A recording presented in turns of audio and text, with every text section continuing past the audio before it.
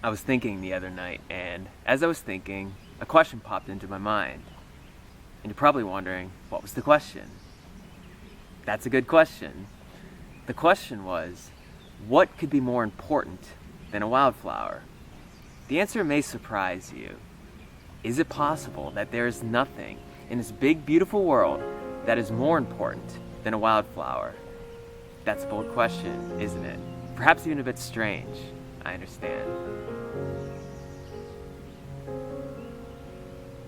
So let's think of some things that could be more important than a wildflower. Things that perhaps are more important than a wildflower. Ready? You go first. We can list them. What do you got? Your job? That's a good one. That's hard to beat. Your mortgage payment? That's up there too, you know. Your friends, family, community, the house that you live in? These are all great answers, for sure. Anything else? The President of the United States. Yes, he or she could be more important than a wildflower. Climate change? Definitely. Things are heating up. Anything else? The Pittsburgh Steelers. But not the Cleveland Browns, right? Gotcha. I've got one. How about Cecil the Lion? Remember him? Cecil. Yes, he certainly could be more important than a wildflower. And you know what?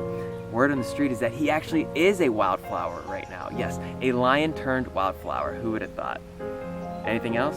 Okay, so we do have a good list. We have jobs, mortgage payments, friends, family, community, president, climate change. Everybody lined up? Cecil, are you there? Okay, so these are all great contenders. Great list, everyone. Now, as we contemplate further this question of what could be more important than a wildflower, we first have to put you in the position where you can actually see a wildflower. And I think that if we made it easier for you to see a wildflower, if we could remove the barriers that are preventing you from actually seeing these awesome blossoms, then this question would probably be irrelevant, no? It's interesting, isn't it? The number of obstacles that make it just a wee bit difficult for you to see perhaps the most beautiful thing a human could ever see. And so I want you to do something for me real quick. I want you to take a look around and notice what's easy to see. It's easy to see walls, right? It's easy to see buildings. It's easy to see sidewalks. It's easy to see school buses and houses and cute little cafes lining the roads. What's easy, however, is not always so convenient for the wildflower. Maybe it's all an accident. Maybe we're just confused. Maybe we should say something. Or maybe it's perfect, just the way it is. Did you ever think about that?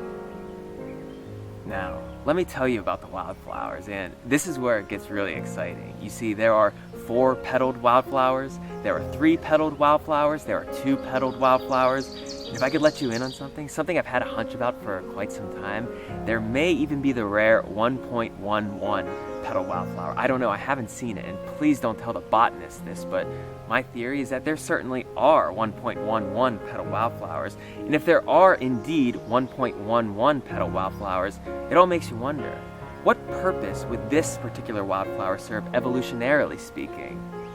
I don't know. Does it even matter? Where did you come from? Where are you going? What are you doing here? Just looking at wildflowers, huh? That's what I thought. Now, there's something else I should tell you about wildflowers. They can be shy. Actually, they can be really, really shy. That's okay though, that's why I'm here. I can introduce you to some. Wildflower, is it okay for my lovely friend to see you?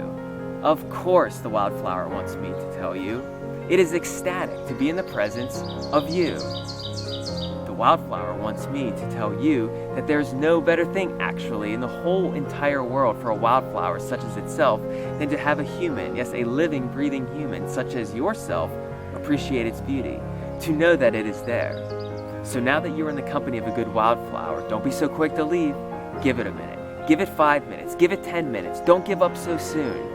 You see, you will learn more about the universe in those 10 minutes spent in the company of a wildflower than you could ever learn by doing anything else. You don't believe me, do you? Have you even tried it?